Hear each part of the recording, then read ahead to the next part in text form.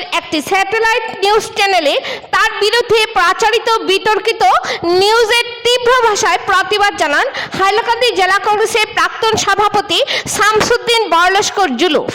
তার বিরুদ্ধে উদ্দেশ্য প্রণোদিতভাবে নিউজ সম্প্রচার করার জন্য ওই স্যাটেলাইট নিউজ চ্যানেলের উপর আদালতে মামলা করার হুমকি দেন শামসুদ্দিন বরলস্কর জুলুফ।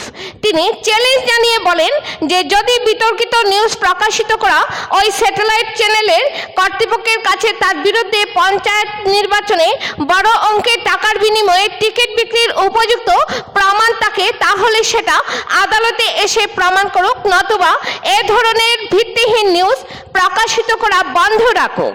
হাইলাকান্দি জেলা কংগ্রেসের প্রাক্তন সভাপতি শামসুদ্দিন বরলস্কর জুলুফ এই বিষয়ে কি বলছেন তাহা তার মুখ থেকে শুনে নিন।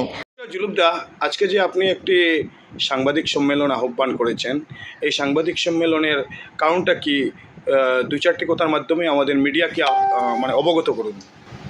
দেখুন, আজকে আমাদের আসাম প্রদেশ কংগ্রেস কমিটি নবনির্বাচিত সভাপতি শ্রী গৌরব গগৈর নেতৃত্বে আজকে আমাদের এপিসিসিতে পলিটিক্যাল অ্যাফেয়ার্স কমিটির একটা সভা ছিল। সেই সভায় জেলা পরিষদের ইলেকশনে প্রত্যেকটি জেলার খতিয়ান ব্যাপারে, বিপর্যয়ের ব্যাপারে, কোন কোন ডিস্ট্রিক্টে রেজাল্ট খারাপ হয়েছে সে ব্যাপারে আলাপ আলোচনার জন্য পিএসসি কমিটির সভা ছিল।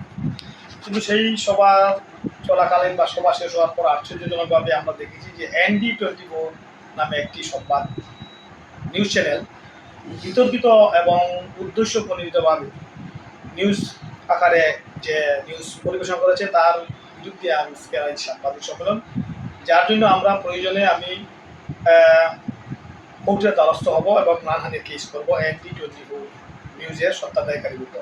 কারণ কোনো নিউজের কোনো ধরনের সামঞ্জস্য নেই, নিউজের কোনো যে নিউজটা মন মাফিক যারা হয়েছে, কারণ গণতন্ত্রের চতুর্থ স্তম্ভ হলো গিয়ে সাংবাদিকতা এবং নিউজ চ্যানেল। এই নিউজ চ্যানেলগুলো যদি সরকারের পক্ষে বা রাজনৈতিক স্বার্থে এবং একটি দলকে হেয় প্রতিপন্ন করতে যদি ভূমিকা থাকে, তাহলে এই সংবাদপত্রের কোনো অধিকার নেই কোনো ধরনের নিউজ পরিবেশন করা।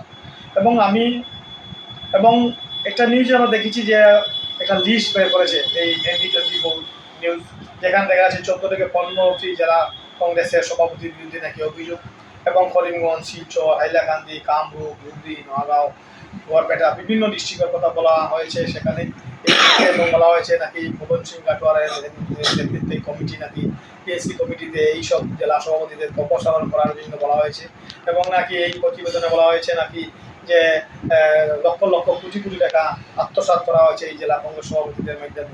এই যে মন গড়া যে নিউজ, সেই নিউজের বিরুদ্ধে তীব্র ধিক্কার এবং নিন্দা জানাচ্ছি।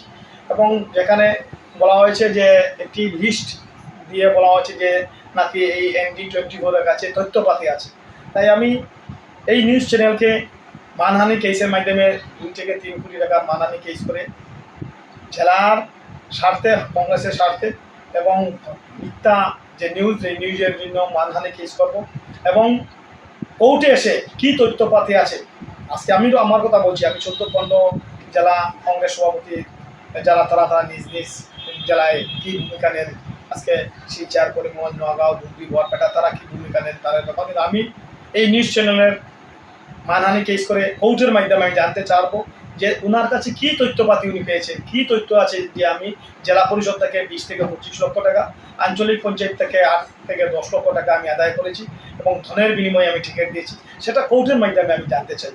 কারণ আমি জানি অসম প্রদেশ কংগ্রেস কমিটির আজকে যে পলিটিক্যাল অ্যাফেয়ার্স কমিটির সভায় সেখানে আলাপ আলোচনা হয়েছে যে আসামের প্রত্যেকটি জেলায় কেন পঞ্চায়েতের রেজাল্ট খারাপ হয়েছে, কেন বিপর্যয় হয়েছে, কোন কোন ডিস্ট্রিক্টে বেশি খারাপ হয়েছে, যেমন বিভিন্ন ডিস্ট্রিক্টে যেমন যোরহাট, নোয়াগাঁও, আপনার তিনসুকিয়া, ডিব্রুগড়, ধেমাজি এইসব অঞ্চলে জেলা পরিষদে একটি আসন কংগ্রেস পায়নি জেলা ভিত্তিক। সেই হিসাবে বরাক উপত্যকার মধ্যে 3 জেলার রেজাল্ট কম বেশি ভালো হয়েছে। হাইলাকান্দিতে আমরা 8টির মধ্যে 3টি আসন আমরা জিততে পেরেছি। সেটা প্রতিবেদনের মধ্যে সেখানে আছে, ভবন সিং গাটোয়ারের নেতৃত্বে সেই প্রতিবেদনে আছে। এই প্রতিবেদনে আমরা জানি হয়তো এটাও আছে যে আমার বিরুদ্ধে কোনো অভিযোগ থাকতে পারে। যে কোনো ডিস্ট্রিক্ট, আসামের প্রায় 20টা ডিস্ট্রিক্টের মধ্যে প্রত্যেক ডিস্ট্রিক্টে কম বেশি অভিযোগ থাকবো, কংগ্রেসের লবিভিত্তিক থাকে, বিজেপিতে থাকে, সব দলে আছে। আমার এখানে একটি জেলা পরিষদে 5 জন থেকে 6 জন দাবিদার, 1 জন টিকিট পেয়েছেন, 5 জন পাননি, তাদের মনোক্ষোভও আছে, তাদের অভিযোগ আছে। সেই হিসাবে ভবন সিং গাটোয়ারের নেতৃত্বাধীন কমিটিতে আমার হাইলাকান্দি জেলা থেকে অভিযোগ থাকতে পারে। অনেকের অভিযোগ করার অধিকার আছে। কংগ্রেস একটা গণতান্ত্রিক একটা দল, সেই দলে সকলের বলার অধিকার আছে।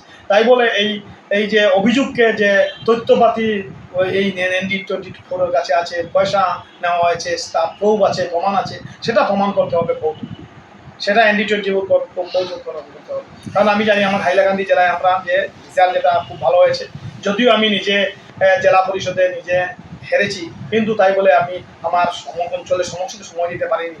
কারণ আমি জেলা সভাপতি হিসাবে আমার সমস্ত জেলার মধ্যে আমার কাজ করতে হয়েছিল।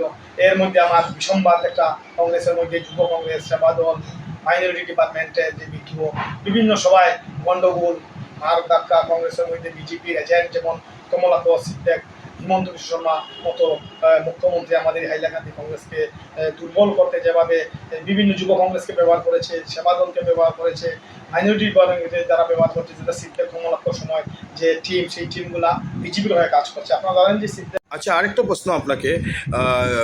সম্প্রতি মুখ্যমন্ত্রী একটি অধ্যাদেশ জারি করেছেন যে সীমাবর্তী অঞ্চলের মধ্যে মানে যারা অস্ত্র রাখতে পারবে এবং অস্ত্রের লাইসেন্স দেওয়া হবে। তো এটা নিয়ে মানে অনেক বিরূপ প্রতিক্রিয়া বিভিন্ন জায়গায় দেখা দিয়েছে। তো আপনি এটার উপরে প্রতিক্রিয়া স্বরূপ কি বলতে চাইবেন? সেটা একটা রাজনৈতিক চক্রান্ত এবং একটা কোনো ধরনের এটার কোনো ভিত্তি নেই। একটা অঞ্চলে অস্ত্র রাখা একটা মারাত্মক ব্যাপার। সেই অস্ত্র মিসইউজ হবে না, কোনো গ্যারান্টি কি মুখ্যমন্ত্রী দিতে পারবেন? যে কোনো গৃহ বিভাগ আছে দায়িত্বে মুখ্যমন্ত্রী, সেখানে উনি কি বিফল? মানুষের হাতে অস্ত্র দিয়ে কি শান্তি বজায় রাখা সম্ভব?